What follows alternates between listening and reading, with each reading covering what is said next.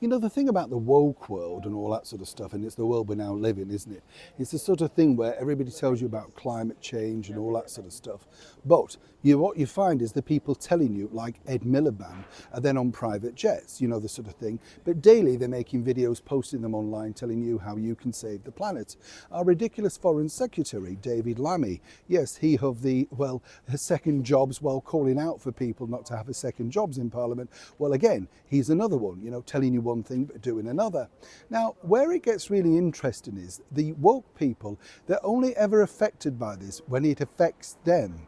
You understand? Suddenly, the moment that could stop their lifestyle, you know, traveling around the world, of course, or throwing soup at paintings, just stop all that sort of stuff.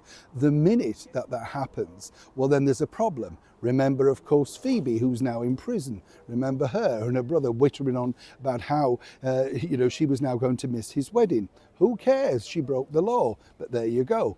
Moving forward, it's interesting to see that the boss of ITV, the commercial channel over here, Carolyn McCall, she, of course, of the grand memory loss revolving around the debacle of the disgraced TV presenter at ITV, Philip Schofield, and the whole This Morning thing, never saw anything, couldn't remember anything, didn't know anything.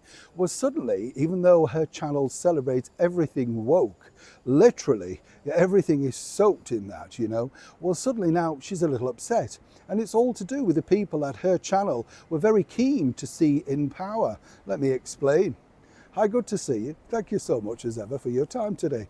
Nice to have your company. We're all sick of woke, aren't we? I am sick to the back teeth of it. You know, I couldn't care less what you want to call yourself. I'll call you what I think you are, whether it's a man or a woman, and there's two genders. Anything else, call yourself Daphne if you want. I'm not fussed. That's the gig, right?